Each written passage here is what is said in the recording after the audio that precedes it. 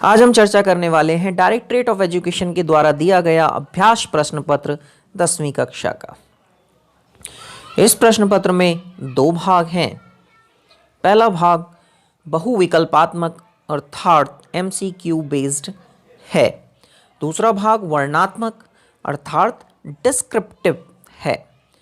प्रश्न की संख्या प्रश्न पत्र के अनुसार अवश्य लिखनी चाहिए, यानी जो नंबर प्रश्न पत्र पे लिखा हुआ है वही आपकी उत्तर पुस्तिका में भी होना चाहिए। सभी प्रश्नों के उत्तर संस्कृत में ही लिखने चाहिए। अक्सर मैंने देखा है कि चित्र आधारित वाक्य निर्माण वाले प्रश्न में बच्चे से जब नहीं होता रहता तो वो उसका उत्तर हिंदी में लिख देते हैं। क्लियर इंस्ट्रक्शंस है बच्चों कि सभी प्रश्नों के उत्तर संस्कृत में ही लिखने चाहिए। प्रश्नों के निर्देश ध्यान से पढ़ने चाहिए। चलते हैं अपने पहले प्रश्न की ओर, जो है संधि अथवा संधि विच्छेद। चलदनिशम। वर्गीय व्यंजन के प्रथम अक्षर के बाद अ आने पर वर्गीय व्यंजन अपने ही वर्ग के तृतीय अक्षर में परिवर्तित हो जाता है। आंसर। उदीरितो अर्थः। विसर्ग के बाद और पहले दोनों ही तरफ अ के आने से विसर्ग ओ में परिवर्तित हो जाता है, उत्तो संधि। आंसर। विसर्ग के बाद त आने से विसर्ग समीर वाले स में बदल जाता है। विसर्ग के बाद च आने पर विसर्ग शलजम वाले श में बदल जाता है। स्यान्न में वर्गीय व्यंजन के प्रथम अक्षर के बाद यदि पंचमाक्षर आ जाए तो वर्गीय व्यंजन अपने ही वर्ग के पांचवें अक्षर में बदल जाता है। श्यात जमा में, श्यान्न में। आंसर। चलते हैं दूसरे प्रश्न की ओर, जो है समास। राज्ञः पुत्रः।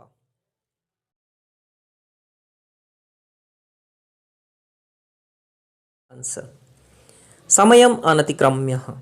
यथा जो अव्यय होता है वो अनतिक्रम्य में बदल जाता है, तो जिसमें भी यथा लगा होगा वो आंसर।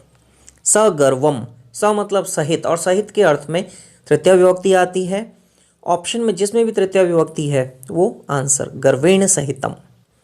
वाष्पयाना नाम माला। देखिए यहाँ दो शब्द हैं, ऑप्शन में देखेंगे तो माला बाकी दोनों ऑप्शनों में है ही नहीं, तो आंसर।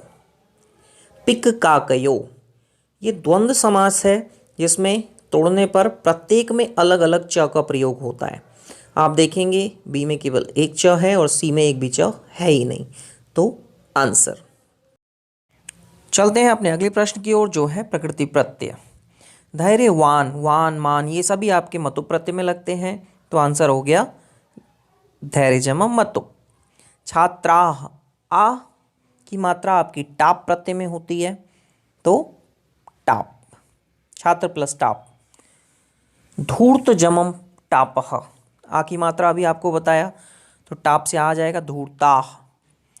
बुद्धि जमा मतुप। यहाँ पर ये प्रश्न चिंतनीय है, क्योंकि बुद्धि जमा मतुप बुद्धिमान भी होता है, बुद्धिमत भी होता है और बुद्धिमती भी होता है। तो इसमें आपने ये देखना पड़ेगा कि ये किस लिंग के लिए प्रयोग हुआ है। तो उससे पहले आप देख रहे हैं बुद्धि शब्द से पहले भार्याः का प्रयुक्त हुआ है, जिसका मतलब होता है पत्नी। पत्नी को बताया जा रहा है बुद्धि प्लस मतुप, तो स्त्रीलिंग में हम बुद्धिमती शब्द का प्रयोग करते हैं। आंसर। महत जमा त्व। आप इसको ऐसे भी जान सकते हैं कि त्व जो है दो बार त आ रहा है, तो आप इसमें महत्वम आंसर लिख सकते हैं। वाच्य एक बड़ा ही सरल टॉपिक है। पहली लाइन में आप देख रहे हैं करोषि, जो कि कर्तृवाच्य का होता है, तो इसमें त्वम आएगा। मया यह कर्मवाच्य का होता है और कर्मवाच्य की ऑप्शन में सिर्फ एक क्रिया है, लिख्यते। तीसरे में त्वम सुंदरम डैश लिखसी। अब यहाँ पे कर्म मिसिंग है और कर्तृवाच्य है, तो कर्तृवाच्य में जो कर्म होता है वो द्वितीय विभक्ति में होता है, तो लेखम। और अधुना डैश संस्कृतस्य अभ्यासः क्रियते। क्रियते जो है यहाँ पर कर्मवाच्य है और कर्मवाच्य का सिर्फ एक ऑप्शन दिया हुआ है, मया। आंसर। संस्कृत प्रश्न पत्र का सबसे आसान प्रश्न होता है समय। आपको केवल 3 चीज़ें ध्यान रखनी हैं, जो इस प्रकार हैं। ये 3 शब्द आपको ध्यान रखने हैं, सपाद, सार्थ और पादोन। देखिए सबसे पहले क्वेश्चन में 6 बज रहे हैं। अब 6 तो इनमें से कोई भी नहीं है, सपाद, सार्ध या पादोन। तो जिसमें बी ऑप्शन में सपाद लिखा हुआ है काट देंगे, सी में आपका सार्ध लिखा हुआ है काट देंगे, आंसर हो जाएगा षड्वादने। तीसरे में देखेंगे 6:45, 45 को हमने पौने को हमने कहा पादोन, लेकिन 6:45 को हम कहते हैं पौने 7।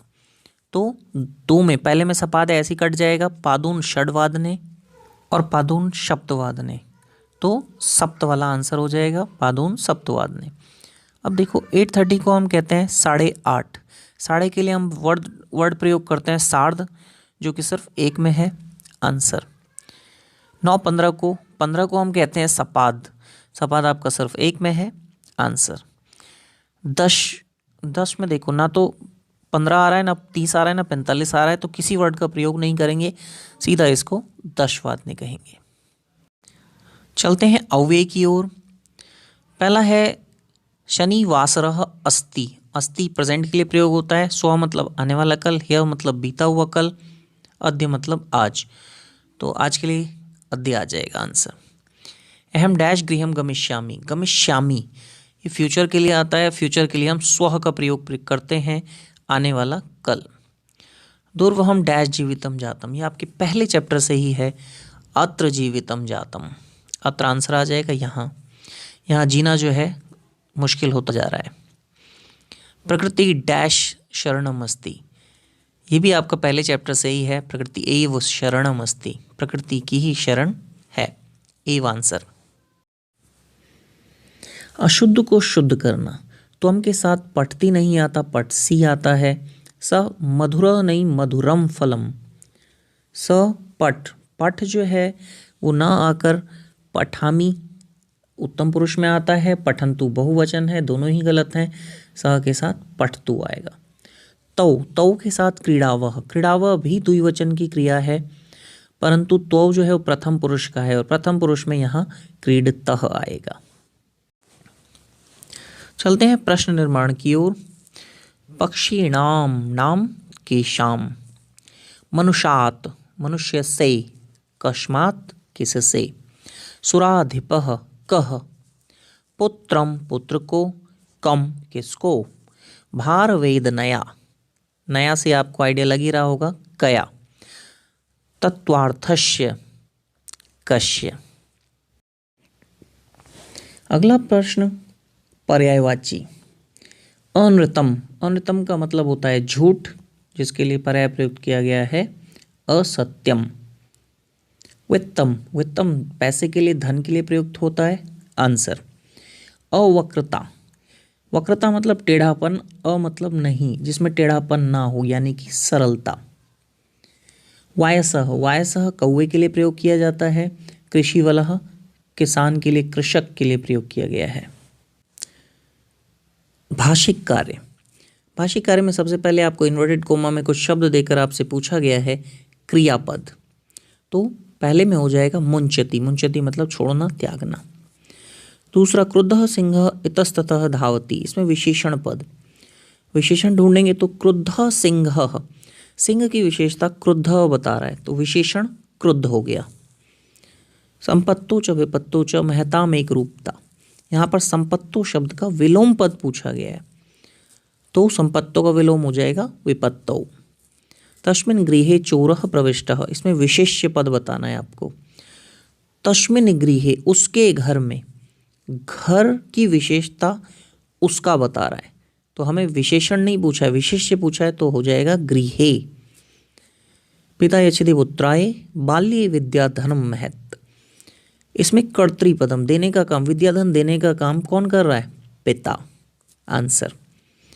अपत्येषु च सर्वेषु जननी तुल्य वत्सला, इस वाक्य में माता का पर्याय पद पूछा हुआ है, तो माता को हम जननी कहते हैं।